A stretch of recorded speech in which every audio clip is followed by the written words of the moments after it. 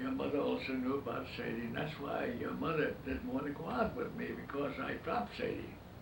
Sophie. Sophie talking, yes, not Sophie. Well, she had heard about that you had gone out with Sophie. I would say with Sophie. I went out with her and I dropped her, and then that got around town. So you had a bad reputation. That's right, bad reputation, and I don't stick to one girl, see. And that's what Uncle Dave was worried about? Oh, Mr. Wilson, he found out that I was a bad guy, and he wasn't far wrong, you know. So I wouldn't. Well, anyway, but I told you how I met Mother. And well, tell it now again, though. It would be nice. Well, I was with Mr. Birch, who was my partner. Then he said to me, he introduced me to her. She was with her sister. He said, "There's a girl," he says, "a girl." He says, "Ed, if you could get that girl, it's some girl." Well, she was beautiful and sedate, and she says, "Hello, Mr. Mitchell. I heard so much about you." I said, "You did?" She spoke up herself, kind of forced the issue. And she started walking the other side of where my office was. She walked on the other side, supposed to go home, but she used to always take a street car, but she was making it a point to walk so I could see that she's walking. I'd see, I'd walk across. And one thing and another, we fell in love, genuinely in love. And I told her, I says, "You marry me, I'm going to bring my brothers and sisters here." And I said, "You'll have to take me for what I am. I'm a money maker, but I do have my ups and downs." And I said, "You're taking a big chance. I might suddenly decide to go back to New York." And I said, "This is your stepfather told you the truth. I'm that kind of a person." Well, she said, "Let's see. Let's go on." It went on, and it went on. Finally, I really fell in love with her, see. And one fine day, I have a glass of beer. I don't drink, but I had no breakfast. And who should come along and have this beer? I was kind of wobbly with this one glass of beer. But Mr. Dave Cobb, Mother's brother. my mother's brother, he saw me in this condition. And I was supposed to be a fast guy anyway. He goes home, and I said to him, "Dave, I'm not a drunkard. Now, I know what you'll do, you're likely to do." And I said, "Look, I wouldn't be talking to you now as I am if I were a drunkard." Well, he was so incensed, and that he went right home and told what he saw, me a drunkard. So I get, that night I come home, I come to the house, and there's the mother. You could see she was crying, tears in her eyes. And she said, "Well, Ed," I forget what, Ed or Mr. Mitchell, we were engaged already, see. We'll have to call the engagement off. Well, I thought this would happen to her, and I said, "Look, Anna, I can assure you, they can say a lot of things that'd be right, maybe, not leaving girls or doing things like that, but," I said, "I'm not a drunkard." I said, "Yeah, you believe me, I'm not." And I said, "I told you everything about me. I even embellished it. I told her much more worse things, which never even happened. But I told her I wanted to test her out, really, if she genuine enough, me, see. And she said, "We'll have to postpone the engagement. We won't call it no engagement." I said, "All right. That's what you want. I guess you know what you want. But I just want to make this statement to you." They're listening upstairs, you see, and this is downstairs. I said, "If you leave me, go out of this house now, you will never see me again. I'll never have anything to do with you. If you can be influenced like that, after all that I've told you, by a little simple thing like this," and I says, "You're right, I better call it off."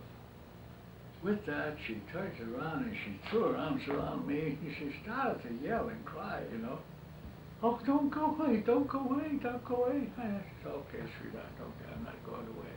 I'm not, I love her so much. Yeah. We just felt so, there never was two people were so matched so perfectly as she was with me. I would never do anything to harm her. My God, I'd kill somebody if anybody would do anything to her. I just love her even every day, every night. Like now. Yeah. Anyway, it's been 12 months this year. I remind myself of those days. What a wonderful life we had. When they talk about love and affection from one human being for another, it couldn't be anything like ours. I mean, it was so perfect. And I guess the end speaks for itself. We've been with each other for 67 years.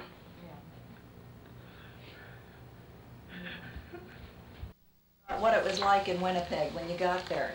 Very much, yes. You ready? Yeah. Well, I bought a ticket to New York for to go as far as Vancouver, British Columbia.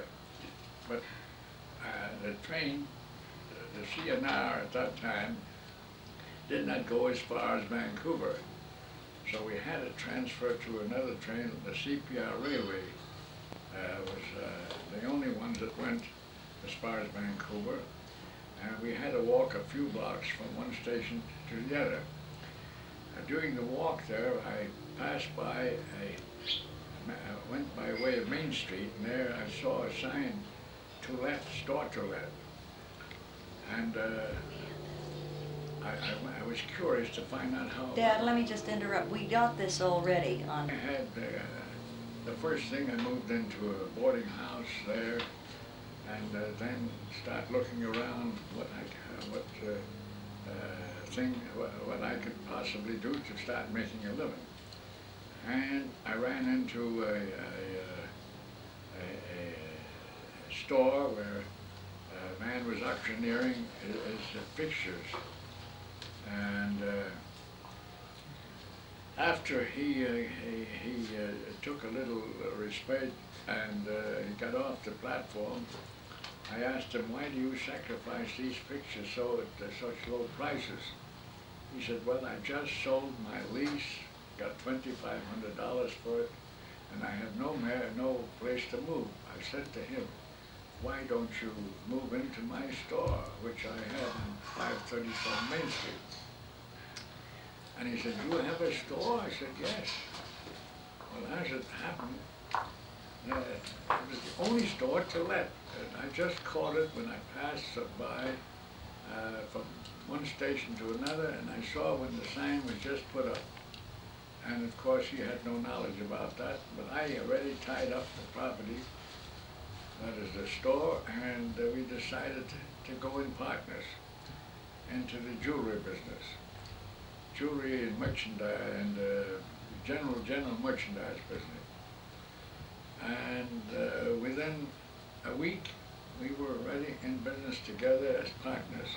His name was S.H. Berchansky, and mine was E.D. Mitchell, and we were going to put out the sign and on the store, and I said to him, look, what do you need Berchansky? That's a Russian name, it's not Jewish, and people will not come in seeing a name like that. Why don't you change it to Mr. S.H. Birch, or Birch, Mitchell and Birch? He agreed, and from then on he changed his name to S.H. Birch. This man has become a big factor in this city here of Los Angeles. This is, of course, 50 years after. He became the owner of the largest dairy company called the Arden Dairy. We didn't stay long partners. I didn't like the way he was doing business, and we split up. And did I talk to you about Edson yet? No, that's a great story. I'd like to Now, hear that. while we were winning partners, I told him, I said, Sam, we were in the wrong business. Being in the merchandising business, I said, next door to us, people are selling lots for $150 and $200. We're selling little knickknacks for $2. For the same amount of time and effort, you can sell somebody something for $200 instead of $2. And we talked then we talked away and decided then we'd change the business, sell it out, and go into the real estate business. Then we didn't know what kind of real estate. We finally walked up. We found out that there's a new town site opening up called Edson, Alberta, and the Grand Trunk Pacific Railroad was selling lots there for around $200 a lot, $300 a lot. And we saw a sign that Edson lots is being sold for $50 on 40th Avenue. We thought it was rather peculiar, and we walked in, and lo and behold, we bought about 300 lots at $50 a piece.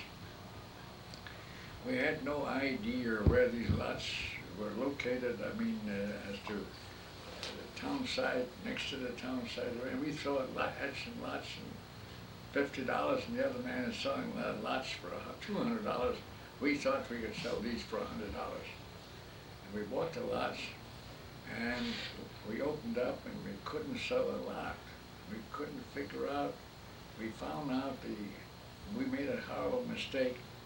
The lots we bought was 2 miles away from the town site. How did you find that out? Did you go look? Oh no, we found this out from the map after. We were so green, we had no idea. We thought this was all Edson. Yeah. And we were then very downhearted. It looked like we were going to lose all of our money. And Mr. Sam Birch at that time, he stayed around for a few days and then turned around and walked out on me, and he left me with the office. And I stayed there, and I had to stay. He was going to go in to look for something else. And I started figuring out, what can I do? How can I do it? I said to myself, if we were fools to buy these lots, there must be other fools like ourselves. And I turned around and I painted a painting, Edson, Alberta, and I put in factories and railway yards, the trains coming in from all sorts and going to the Peace River country, which was then famous. And as Edson is written, situated, I painted the map. I put the map down in such a way that, at least the painting, that Edson was the gateway. It looked like Edson was the gateway to the Peace River country, Athabasca land. And I put up a pamphlet, and I got a lot of things printed on it showing how real estate was the greatest investment in the world. That Was that your first real estate? My first real estate transaction. Mm-hmm. I quoted Carnegie and Rockefeller and what they said about real estate, that was more money made in real estate than all other industries put together. And I put this map in the window of the store, this painting, and I started pulling in customers. And the first guy I pulled in was a Chinaman, Lee Hung. Lee Hung was his name, and lo and behold, I sold him 10 lots for $100 a piece. When I did that, then Mr. Birch came back into the business. I told him, I says, you know, our mistake was, Sam, that we didn't realize that the lots were as good as the town side, but they were all right, and we don't want to talk about our lots in particular. We talked about Edson, we talked about Canada, we talked about the great Peace River country with the oil resources and everything else like that. Everything but your lots. Anything but the lots. Eliminated the lots, and I said, these lots will lead you to riches and so forth. And in no time we sold the 300 lots.